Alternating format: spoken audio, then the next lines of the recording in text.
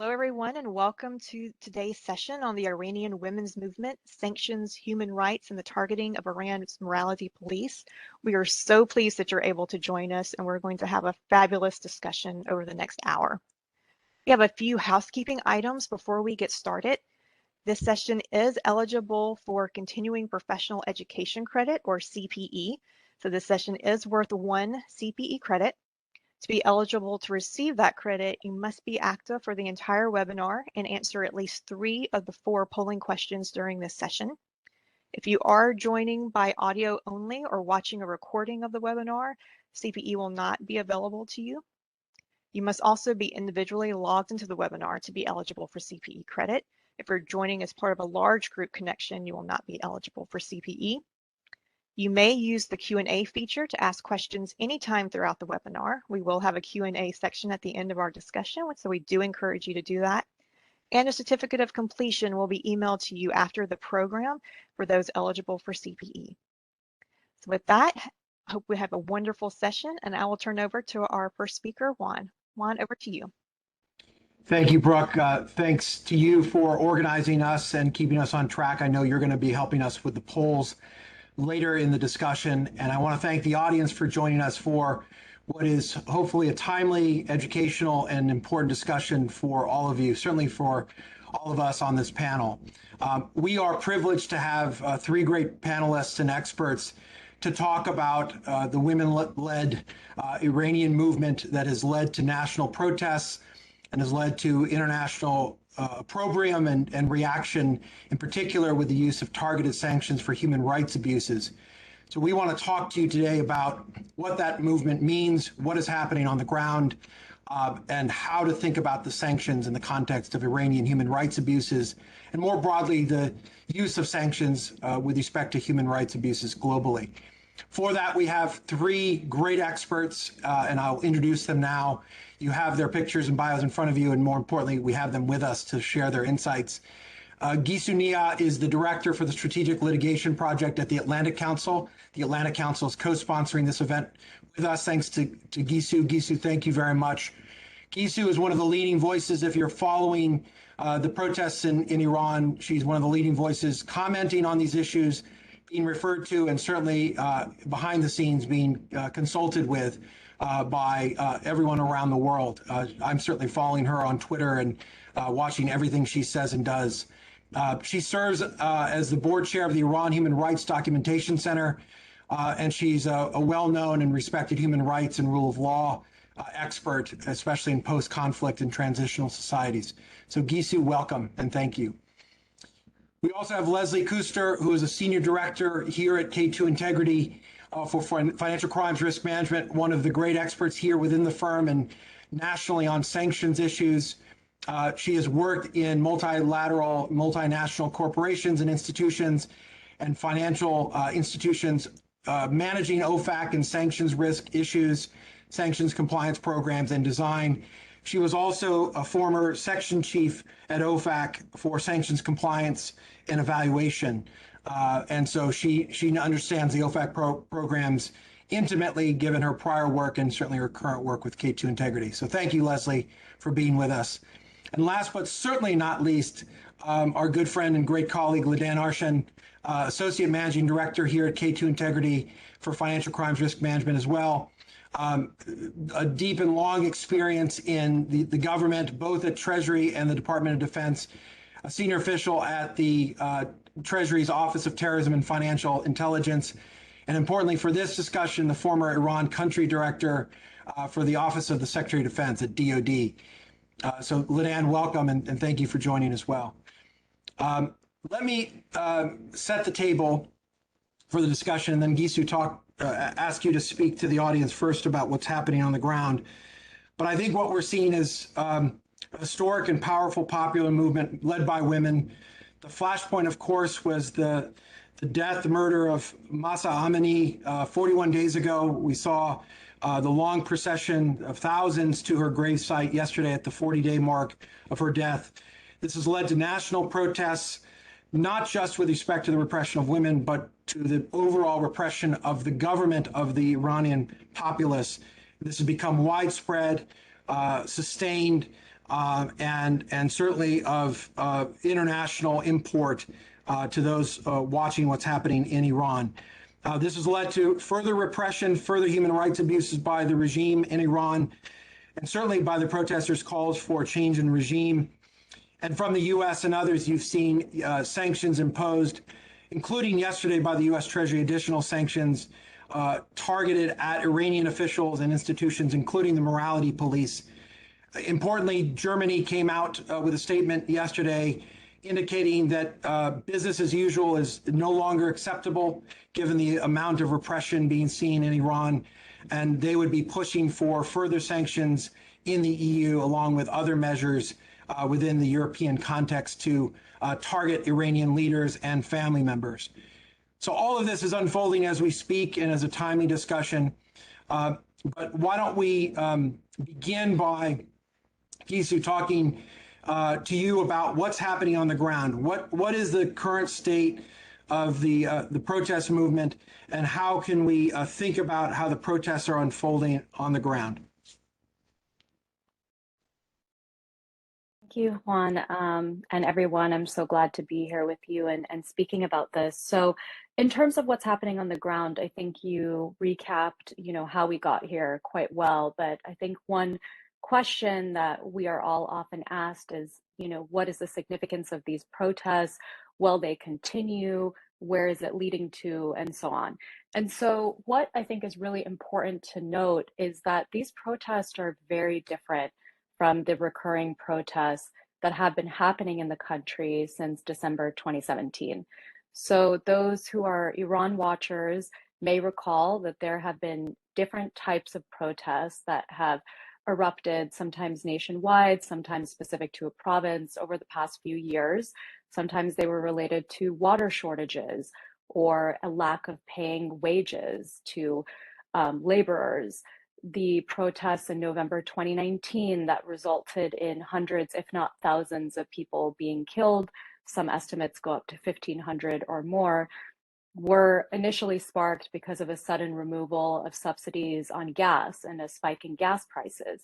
While all those protests eventually morphed into being very strongly anti-government in slogan and in nature, the initial catalyst for those protests differed a bit from this current spate of protests. These protests were squarely about a demand for social change. They erupted because of the absolute outrage of Mahsa Jina Amini being killed in custody simply because her headscarf was deemed to not be appropriately set by the morality police. And this sense of outrage has really spread to women and girls taking off their mandatory hijab and saying that they want to change. And now, of course, all sectors of society are united in this across socioeconomic conditions and also across the country. So yesterday, for example, on the 40th day of mourning of Mahsa's death, which is significant in the customs, there were protests in Tehran, Tabriz, Mashhad, Isfahan, Rasht, Hamadan, Abadan. It was more than 30 cities. So I could list them all out. But the point is that this is really a nationwide phenomenon, and we're now past a month of these protests. And so regardless of the intensity of the protests or where it goes, I think what's significant is that you can't put the sentiment back into a bottle.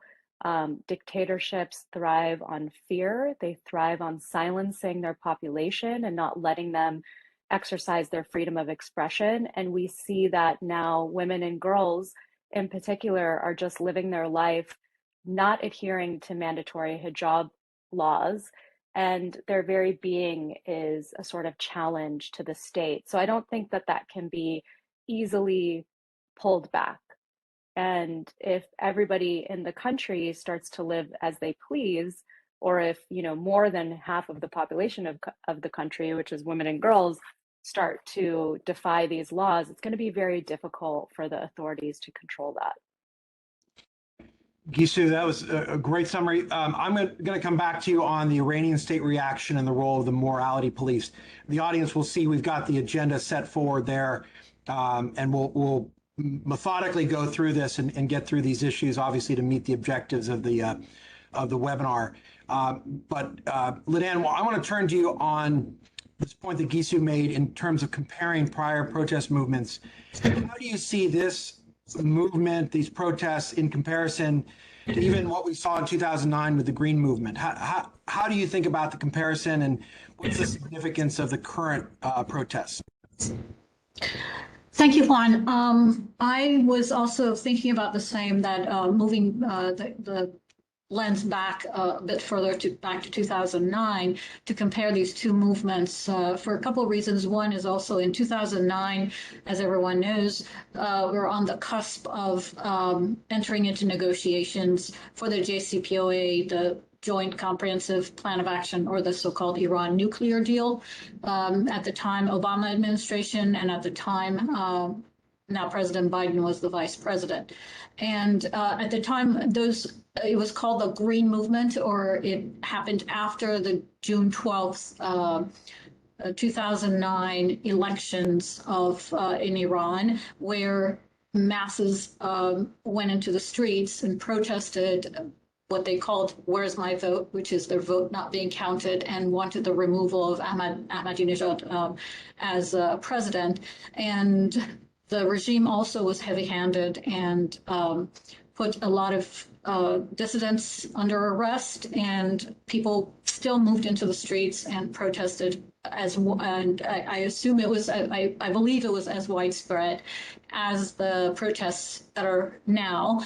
The biggest difference, I think, was that the reaction from the different U.S. administrations and internationally were quite different. And I think part of it had to do with the eagerness that the West had to move into the negotiations as soon as possible with whoever the government was.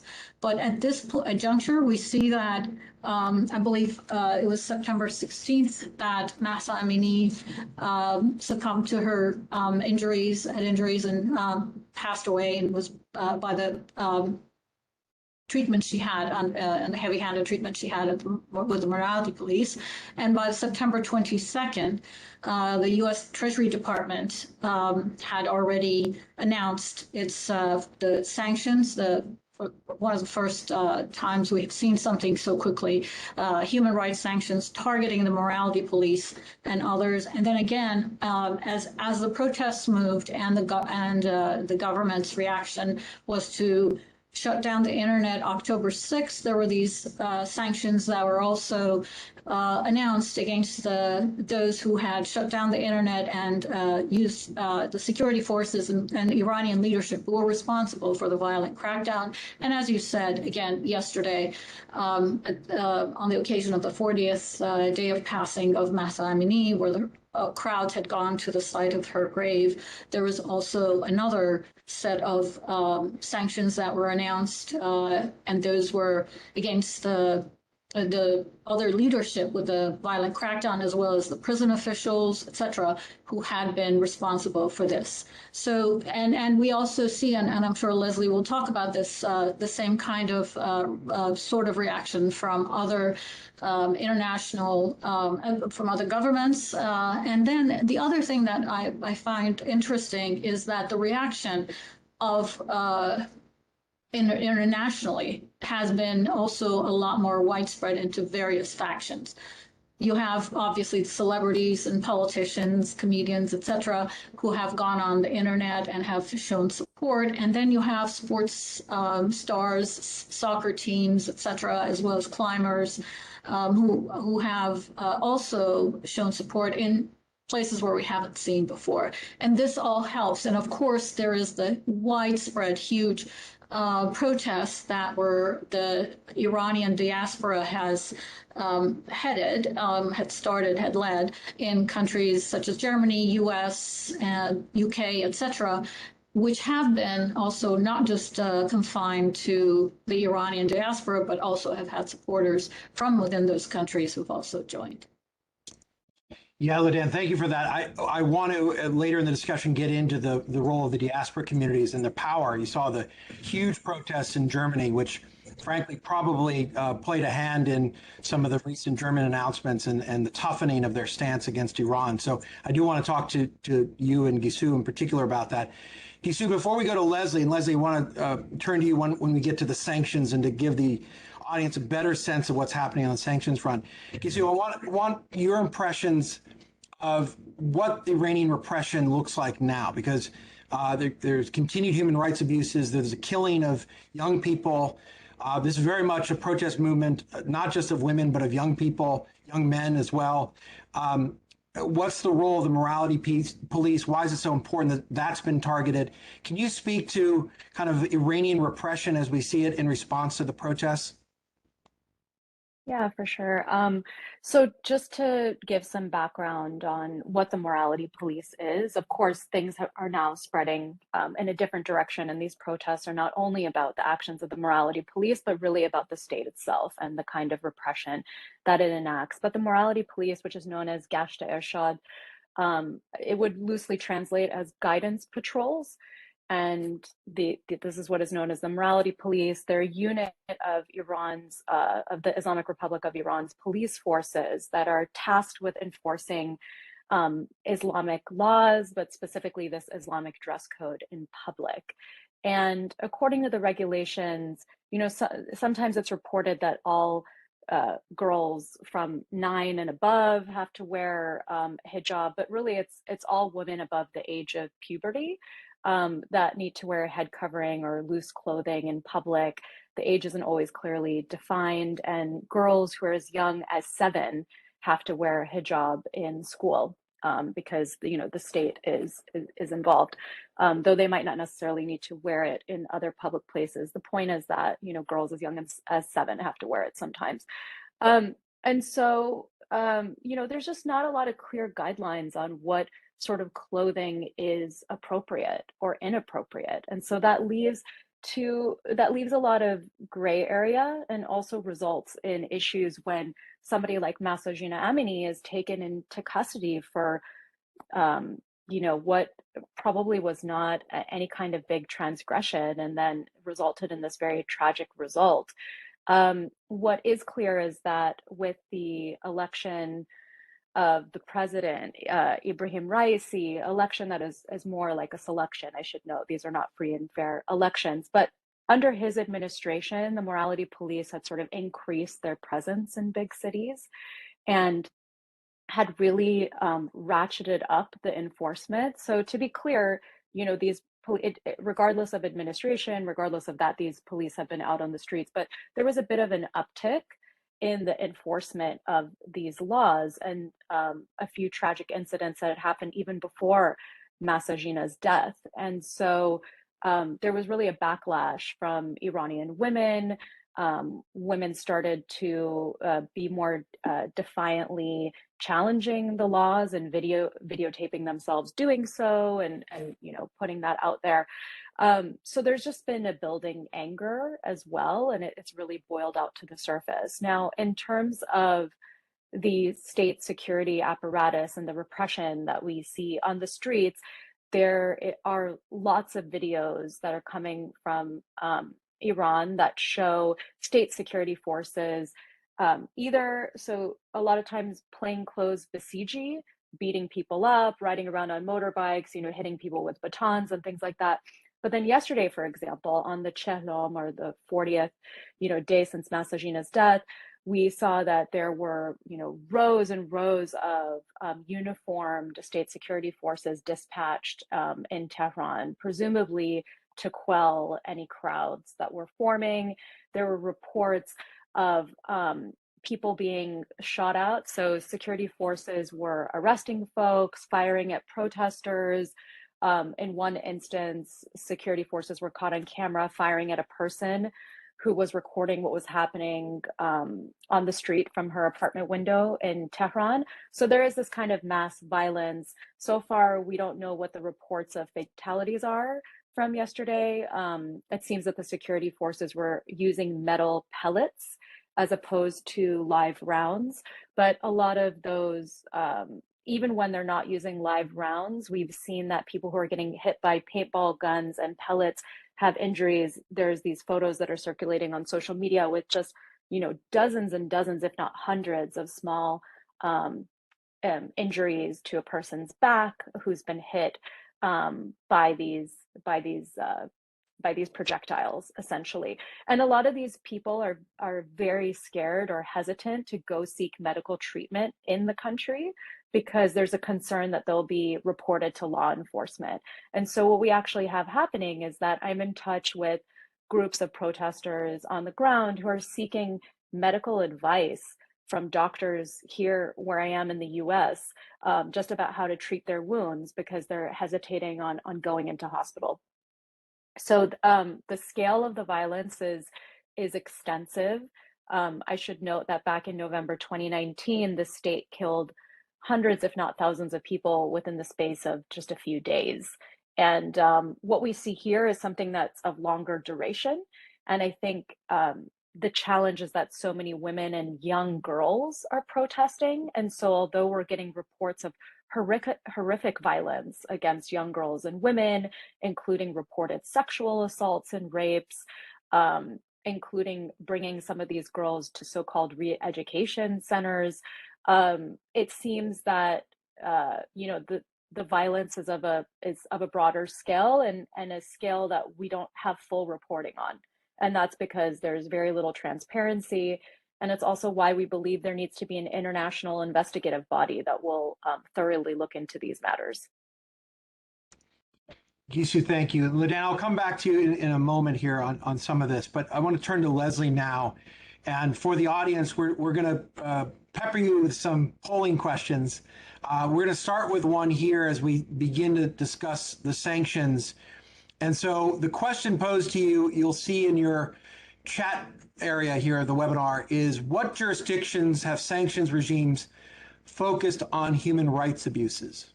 The US, European Union, Australia, United Kingdom, or all of the above? You have a minute to answer and we'll see what the group says. In the meantime, let me just comment on two quick things. One, Lidan, a note that you raised with respect to the difference between 2009 and the nuclear negotiations. I think an interesting note here is we're at a moment of stasis or maybe even Iranian recalcitrance in terms of the negotiations. And so the negotiations, as opposed to having started when the Green Movement started, here we're at the tail end of an attempt to rejuvenate the JCPOA, and in some ways a loss of patience with Iran. And so there's a little bit more willingness, certainly on the US side, to come out with the sanctions that you described. And real quickly, Leslie, just as a segue to you, I think one other difference is in 2022 versus 2009, we have much more developed human rights sanctions regimes, generally speaking. And so we'll see what the audience says. And the audience, by a vast majority, it sounds like a very knowledgeable audience, so thank you. 88% all of the above. Certainly A is right, but it's not complete because the answer is all of the above, if I'm not mistaken, Leslie, right? So Leslie, take us through what the sanctions regimes look like generally with respect to Iran and what these countries have put in place, and certainly what the U.S. has done. Can you explain to the audience and give us a more detailed sense of this? Yes, absolutely. Thank you, Juan, for moderating, and thank you also to the panelists for letting me participate. This is a great opportunity. I'm very grateful for it. I think, as my other panelists did, I think it's important to take a step back and to look at the wider screen to understand, not just what sanctions are happening now, but what sanctions authorities exist and how have sanctions been used with Iran in particular. Iran could be, a very extended conversation, and certainly we're not going to get into a deep dive with regard to the scope of Iran sanctions and how they've been used. But I think it's important to understand that, generally speaking, from a U.S. perspective, Iran is subject to a full embargo. There are broad prohibitions against any and all dealings with Iran unless there's an authorization to do so. beyond just U.S. persons, non-U.S. persons need to be mindful of, knowing material significant interaction with Iran and in certain Iran sectors, just to make sure that they're not putting themselves in a position where they themselves could become subject to sanctions. They're very, probably some of the strongest prohibitions that have ever existed with regard to any sanctions program. But beyond that, I think, so you have these broad prohibitions, but then you also have targeted authorities that allow for identification, designation, asset freeze, all of these things for very specific types of behavior and types of party. And you see that listed on the right-hand side of the screen. So certainly going all the way back to 2010, so not new authorities, the US has had a very specific mindset with regard to human rights abuses in Iran, specifically human rights atrocities that are being carried out by the government in particular. So again, this authority did not come about as a result of the protests, but has been in place for some time and has been used, although perhaps not as widely used as some of the other authorities, but it exists just the same. As a part of multilateral efforts related to Iran, you see some similar authorities in place with regard to the EU and the UK from a similar time period. The UK, of course, having a 2019 date as a function of Brexit, not as a function of the fact that they didn't have those sanctions in place until 2019. And then along with that, you also have within the Special Economic Measures Act in Canada, beyond the ability to target terrorism, weapons proliferation, those sorts of activities, you also have human rights abuses also as a part of those authorities as well. So all of that to say, I think human rights sanctions with regard to Iran are not new and have been a tool that policymakers have relied upon for quite some time. And now we're seeing them come into sharp relief as they're being called upon once again to respond to recent actions in Iran.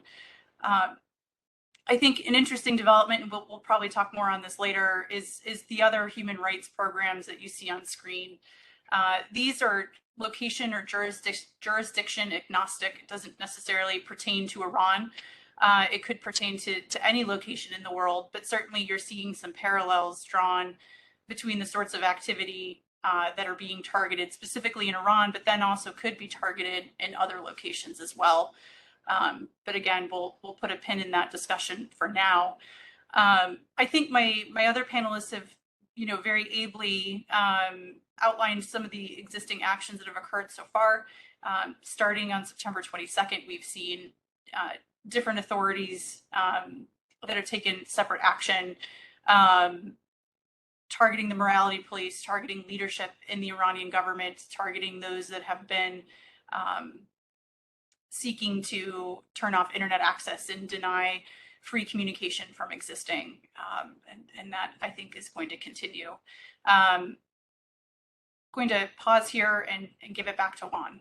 Yeah, Leslie, thank you. That's a great summary and a great framing, broadly speaking, with respect to human rights related sanctions, specifically Iran, but more broadly in what's been happening in recent years. We'll get back into this when we talk about the Global Magnitsky Act specifically. But let's, Brooke, let's go ahead and put the second polling question up. Leslie, let us right into it. If the audience can take a look at this, and we'll then dive deeper with Leslie on some of the specific actions taken, including yesterday. What sanctions announcements have been made by the U.S. and the EU against Iran in the wake of the women's movement and protests in 2022? If you were paying attention to Leslie, you should get this right. So you've got the choices there: targeted human rights sanctions against Iranian officials, sanctions against the morality police as an entity, expansion of the U.S. authorization allowing communication technology in Iran, or all of the above. So you've got a minute. Please answer, and we'll use your response as a trigger for the next part of the discussion. Leslie, as we get ready for that, is it your sense that there's an appreciation in general, both in OFAC and in industry, as to how widely spread and used human rights targeted sanctions are?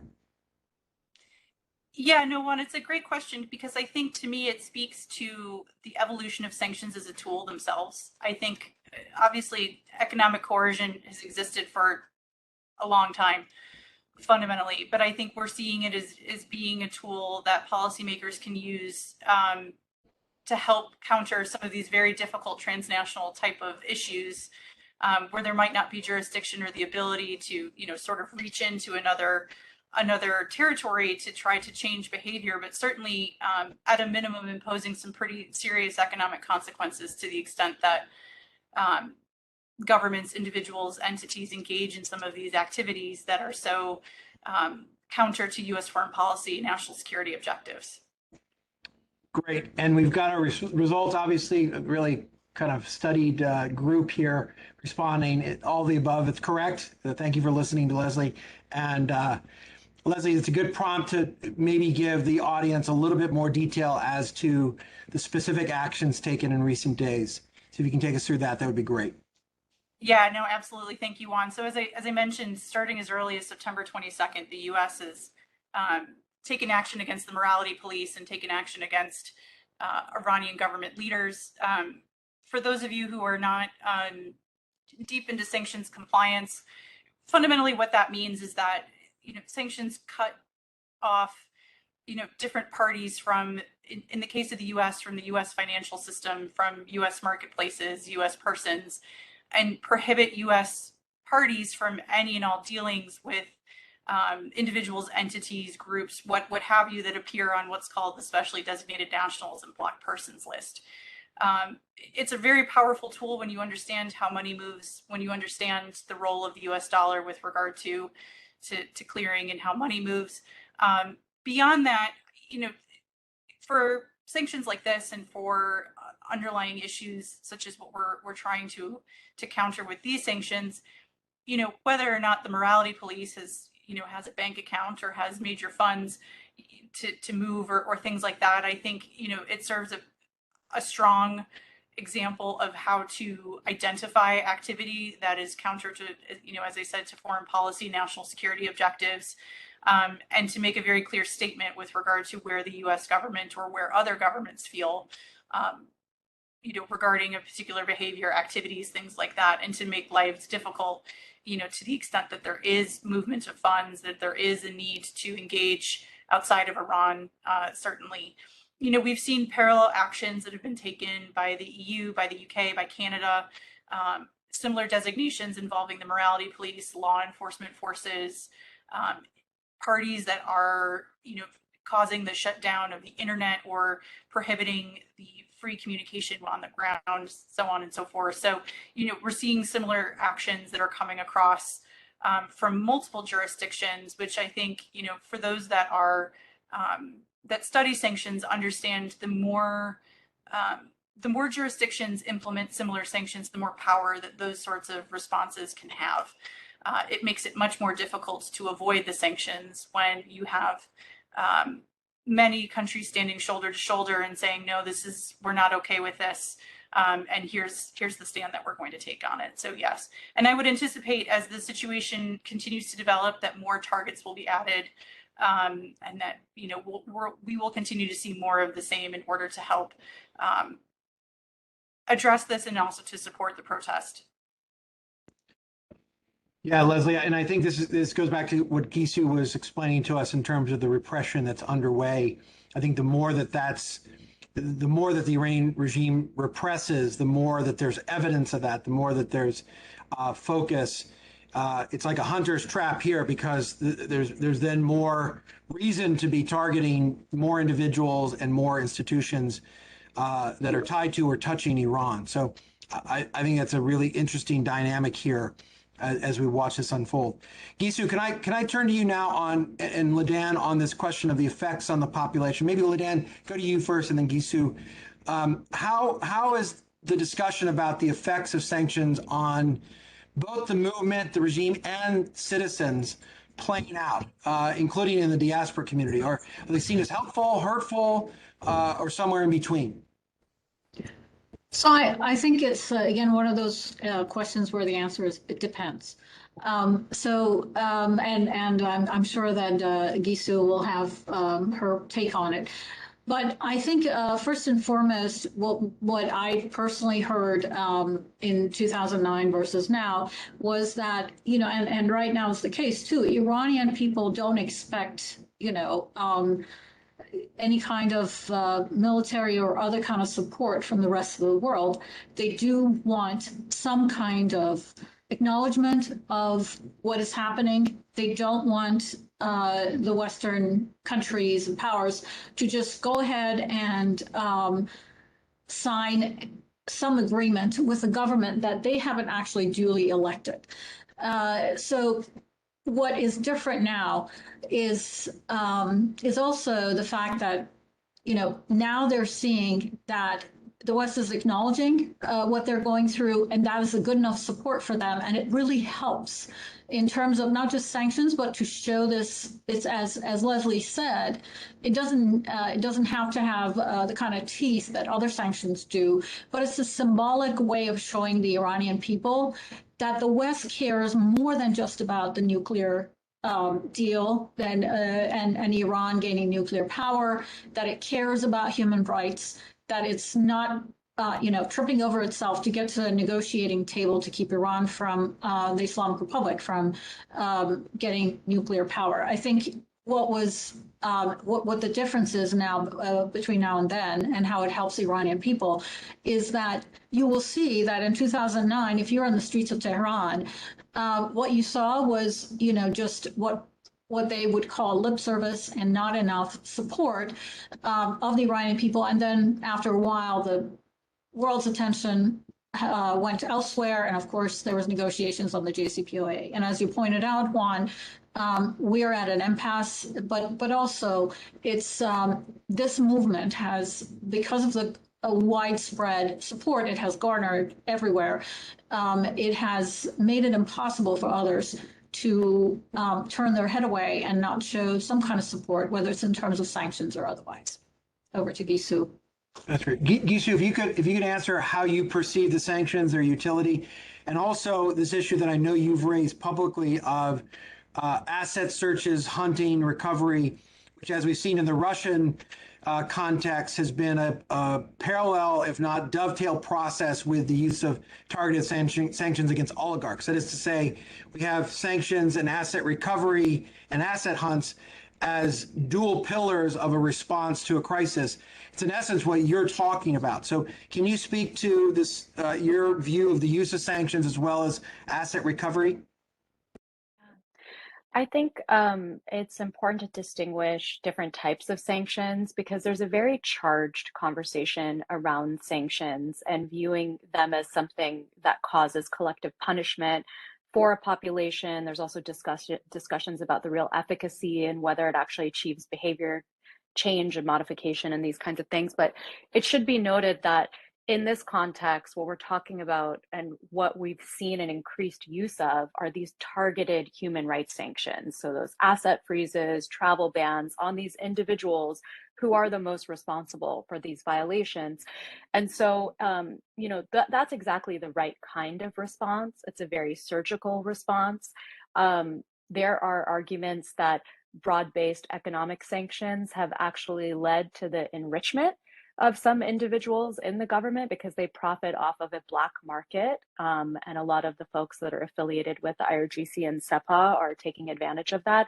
So with this, we're squarely talking about targeted human rights sanctions. I'm also really happy to see that a lot of the individuals who are maybe sanctioned for their role in the nuclear program or for their role in ballistic missiles programs and things like that are also now being designated with these human rights sanctions. And the reason it is important is because it's not only symbolic, but this kind of ties into the asset recovery discussion, which is that I would really like to see that these assets that are in the US, in the UK, in Canada, and in the EU, of which we have actually identified assets in those jurisdictions belonging to these individuals and their children, I would really like to not only see a freezing of these assets, but also a seizing of these assets and repurposing for the rehabilitation of victims and survivors. So as you rightly noted, Juan, we see this in the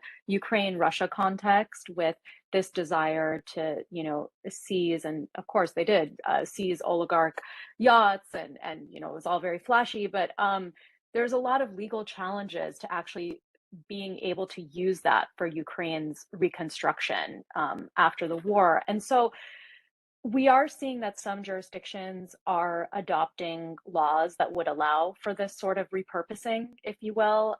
Canada has recently passed legislation that allows for repurposing of violator assets and to essentially use it for the benefit of victims and survivors. And we know that there's some provisions to be able to repatriate corrupted assets and things like that. I'd like to see a more rigorous application of that. Certainly, there are concerns about personal property rights. I think that was a bit the concern with the oligarchs who have to be sufficiently linked to the state for that to happen. But we really don't have that in the context of the Islamic Republic of Iran, because all the people that, a lot of the people that we're looking at are people who are actually squarely in the government, or their children who are using their corrupted assets or the assets that are obtained off the backs of human rights violations. There is, of course, another layer of folks that work with IRGC controlled businesses and things like that. And I think that is situated a bit more similarly to what some of the folks who are maybe linked to the Russian state are situated as. So the last thing that I'll say about that is, of course, we typically think of targeted sanctions and sanctions in general as behavior modification tools. Using targeted sanctions in this way to sort of transfer assets from perpetrators to victims is much more of an accountability tool. But I think for chronic human rights violators, especially where we can only get to a portion of their traceable assets, it's actually a very appropriate response, and it does a lot for victim communities. So I'm a strong proponent of it, but there's a lot of challenges that would need to be surmounted in terms of being able to have the legal basis to move forward on that and not get challenged in the courts for a decade. Gisu, let me just echo your call for more aggressive use of asset recovery. This is something I called for during the Green Movement, actually, in an article with the use of targeted sanctions and applying asset recovery principles and measures, in particular against the bonyads and the regime leadership at the time. But I think you're absolutely right. I think we need to have another webinar on the complexities of this, because it applies sanctions and administrative law with criminal law, with civil law principles, that raises all the questions that you just described so well and neatly. But that's worth another webinar. Maybe we'll do that here in the coming weeks. Just to note, we're getting close to the time when we're going to open it up for questions to the audience. So feel free to put questions in the Q&A chat function there, and we'll do our best to get to those questions at the tail end of the discussion. Leslie, let me turn to you on this the communication license issue. There's been a lot of attention to how we ensure that sanctions don't prohibit communications or don't inadvertently cut off the protesters from communicating. Lots of attention to Elon Musk and the Starlink constellation, certainly in the Ukrainian context and as well in the Iranian context. Can you speak to the communication authorization and how that plays out in the sanctions domain? Yeah, no, absolutely. And I think, so when we talked about the different actions that have been taken of asset freeze sanctions that were implemented, around the same time, the US government also came out with an expanded authorizations regarding communication in Iran. So recall at the beginning, I indicated that sanctions in Iran, from a US perspective, are very broad, that there's a full prohibitions against any and all dealings with Iran directly or indirectly, sitting in the background with all these targeted list-based asset-free sanctions that we're also talking about in the context of human rights. So what OFAC has done, and actually, has done for some time, has issued authorizations that allow for communication. Historically, that communication was meant to be personal in nature. So the idea wasn't that sanctions would prohibit you from being able to email your friends or family, or to have a phone call, or probably some more modern technology in 2022 than maybe at the time that some of those authorizations were first issued.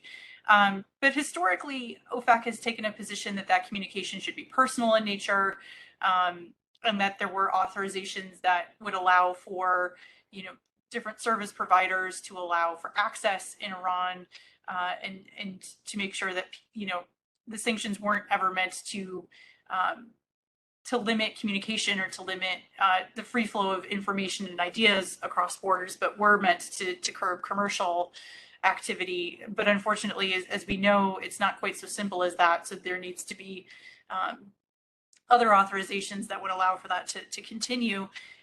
We've also seen the U.S. government that, I think Deputy Secretary Sherman coming out and having meetings with communications of, technology officials. And, the U.S. government has been very forward leaning with regard to its statements of saying that, it wants to support, social media, cloud computing, VPNs, all of these tools that are being leveraged right now to make sure that information is coming out of Iran, is going into Iran, probably within Iran itself, to make sure that that free flow of information, ideas exchange, that's so vital, continues to flow right now. VPN use is key. I'll defer to Giso to speak more eloquently to that than I can. Certainly, we're seeing other efforts, as you say, with Starlink. To connect. I think there's some challenges with Starlink as it requires physical movement of items into Iran, which is challenging for reasons unrelated to sanctions.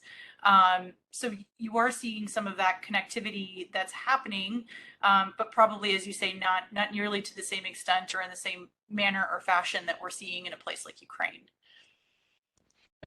Leslie, that's a great description of all of that.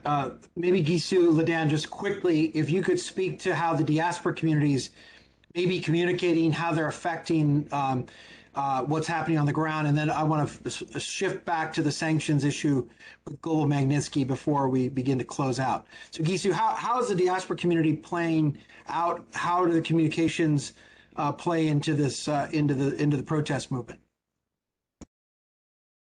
So one important thing to note is that the line between those inside Iran and those outside of Iran has become much more blurred in recent years. And that is because of the fact that we're super connected to everybody inside the country. Iran was an early adopter of the internet. I think they were second in the region. And so, Iranians know how to use VPNs. They know how to get onto the online space, and they're prolific on social media. They were like very early bloggers, and the blogosphere had exploded back at the onset of use of the internet. So I feel like the lines are, not as clear, and so many people have recently been exiled because of their activities in the country. And so those bonds are a lot tighter than this idea of like a disconnected diaspora community that's been, living in exile for decades, as some commentators in the West have portrayed it. It just could not be farther from the truth, especially a lot of the people that I work with who have recently left the country.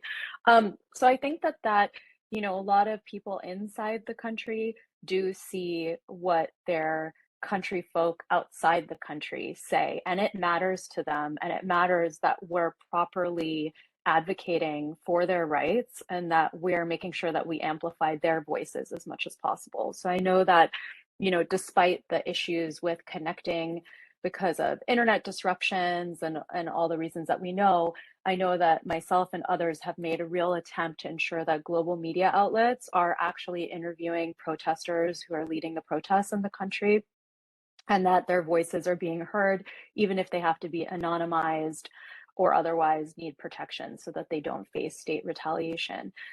In terms of what the diaspora can do and what the global public really can do, I think one of the most significant things about this spate of protests has been, I think, as Ladan pointed out, the sort of global outpouring of support, the fact that it is very prominent in the media and that social media has shared this content. I think the fact that the initial, triggering events concerned the rights of women and girls was something that provided a frame that basically, caught on. And I think a lot of people were maybe unaware of the fact that a woman is worth half that of a man in a courtroom when they give testimony. Like, these things I don't think were super clear. And that may be because of poor media narratives that had existed in the past about, the rights of women and girls in the country. But I think that has really helped in terms of making this a broader narrative. And the reason that's important is because social shares are not just an empty solidarity move or just an empty move, and they actually raise the prioritization level for government officials and for UN member states and other decision makers to understand that their constituents are asking for certain things. So when you share information about this, it's not a sort of meaningless empty gesture. It actually helps a lot of us who are trying to push certain asks that are communicated to us by the folks inside Iran and that need a certain degree of prioritization in a very crowded space when we have issues of Ukraine and Russia, China's abuses of the Uyghurs, an ongoing situation from the fallout in Afghanistan. It's a crowded crisis space, to say the least. So it does make a huge difference. Yeah, there's the potential for fatigue, obviously, in terms of global attention in that regard. Lidan, I'm going to come back to you at the end in terms of what's next. We need to get to two more polling questions. I want to animate the discussion with the audience. I want to turn back, Leslie, and ask you as well to answer one of the questions from the audience, which I'll read in a second. But let's go to the polling question about the Global Magnitsky Act. And the question is basically, what activity is subject to sanctions under the Global Magnitsky Act? Human rights violations, terrorist financing, corruption, any threatening state behavior, both A and C, or none of the above. So go ahead and answer. And Leslie, while the audience is answering, maybe you can begin to describe the Global Magnitsky Act and then also comment on this question from the audience about what sense we have about the UK and the EU authorities expanding the sanctions regime with respect to Iran beyond human rights or nuclear to something more similar to the US Iran-wide approach? Or is the EU and the UK action going to be limited to human rights sanctions? So we've got about 15 more seconds for the audience to answer here, but if you can start to kind of frame the discussion around Global Magnitsky and answer this question, that would be great. Yeah, absolutely. Thank you, Juan. I'll start actually with the audience question, just to keep it neater in terms of content. So the question relates to whether or not EU and UK are going to implement sanctions more in alignment with what the US currently has regarding Iran. And I think the short answer to that is probably not. Given the nuclear deal, just given the way that I think I have to imagine policymakers are seeing all of the negative externalities with these broad prohibitions, these embargoes, the sanctions programs like Iran, like Cuba, North Korea, things like that. I think policymakers are appreciating the flexibility of targeted sanctions and allowing those sorts of actions to bring the pain to the people that are actually causing it and to try to minimize some of the other issues related to it. If you take a look at Russia, you don't have the same sorts of prohibitions in place with Russia that you would with Iran or Cuba, which isn't to say that they're not strong prohibitions, but still it's just not the same. Transitioning back to Global Magnitsky. Yeah, and just to note, the audience got this right. And what's important for Global Magnitsky and in comparison to other regimes is you have the human rights violations and corruption. So both A and C embedded in the Global Magnitsky Act, which, as you said, Leslie, is not jurisdictionally based. It's broad conduct based around those two features. So the good job by the audience to know that. Leslie, yeah. Over to you. No, great. And I'll keep this short because, again, we've spoken to this throughout the course of the conversation, but fundamentally sanctions are being used to target things beyond terrorism, weapons proliferation, et cetera. We're seeing sanctions targeting now corruption and human rights, which are, I think arguably some of the biggest challenges that policymakers or just frankly human beings are facing right now. So the global Magnitsky sanctions, which have origins to Russia-specific sanctions, but now obviously relate broadly, go back to 2017, but we've seen adoption of other similar programs, either specifically targeting human rights or corruption, or both, depending on the jurisdiction, depending on how they're styled. So more of the same, I think, will be safe to say that we'll continue to see down the road. Yeah, Brooke, let's put up the final sanctions poll question, because it got a little bit to the audience question about, expanded form of sanctions. So what Iranian activities are subject to some form of sanctions, whether US, EU, international, or otherwise? Human rights abuses, nuclear-related activity, missile proliferation, corruption, terrorist financing support, or all of the above. While we do that, Lidan, let me turn to you and then Gisu to close us out, because we've got some other great questions that are basically asking what comes next. And how does this end differently than past protest movements, kind of ending the conversation where we started. So Lidan, maybe take that question quickly, and then Gisu, turn it to you to close us out. Yep, thank you, Juan. Yes, and I'll just do quickly and turn to Gisu, of course, because she's in the thick of it. But I would say that how it ends differently is if this continued support continues and continues to shine the light on what's happening inside Iran. And these sanctions, human rights targeted sanctions, as Gisu was talking about, also continue to target those who are actually perpetuating these crimes against the Iranian people.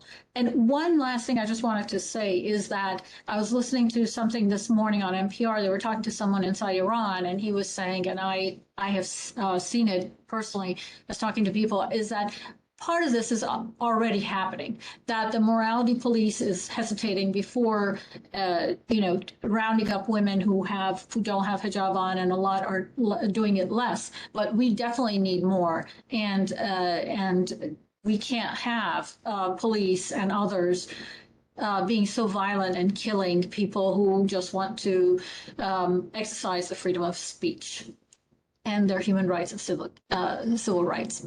Over to you, Gisu. Thanks. Gisu, before you go and close us out, just want to point out, unanimity among the audience. So thank you for that on all the Iranian activities that are subject to sanctions. It's just a critical point here, and those of you who follow sanctions know it well, is the complexity of the various conduct-based sanctions that apply to Iran that then make it hard to unwind particular elements or conduct-based sanctions, which has been part of the complexity in the nuclear negotiations and the unwinding. Gisu, what comes next? What do you see coming next? What I'd like to see from the international community is a reorienting of foreign policy to support Iran's people and not the government. So we saw this statement from the German foreign minister yesterday about how Germany is going to change its approach to Iran, which, for those who know Germany and know their foreign policy, this was a very interesting and very welcome statement. I don't know if perhaps the massive protest in Berlin helped them decide that they need to maybe shift their position, but I know that I have sent many submissions to German prosecutors about Iranian violators that were entering their country, for which there was never an arrest warrant, never an indictment. And so a shift like this is very welcome. And I think different countries in the EU, in Latin America, in Africa, those that are engaging with the Islamic Republic of Iran need to understand that the Islamic Republic of Iran may not be the government at some point, and not to simply orient a foreign policy around that. So whatever change happens in Iran will happen from within Iran. It will happen by the brave, women and men in the streets calling for change. But the way that the global community can support is by not cutting the desires and those individuals down. And so I'd like to see a reorientation of foreign policy. And I think we're maybe on the track to that, because the voices of protesters and those who want a democratic, human rights respecting government are finally being heard. Thank you, Gisu. That's a great way to close out a fascinating discussion. And of course, this is all unfolding. We're going to be watching it very carefully. Gisu is right in the middle of it, Ladan, Leslie as well. I want to thank you all for joining us. Gisu, Ladan, Leslie, thank you for your expertise, all the work you're doing. I hope the audience got something out of it. Certainly, I hope we achieved our 2 objectives for the webinar. And I want to thank you for your time and attention. Brooke, back over to you. All right, thanks so much, Juan. I want to thank all of our panelists for the outstanding discussion today. Thank you all for the questions that you have submitted. We will have a recording of this webinar available soon on the K2 Integrity site. And if you've qualified for CPE, you will be receiving a certificate of completion. Thank you so much for your attendance today, and have a wonderful rest of your day.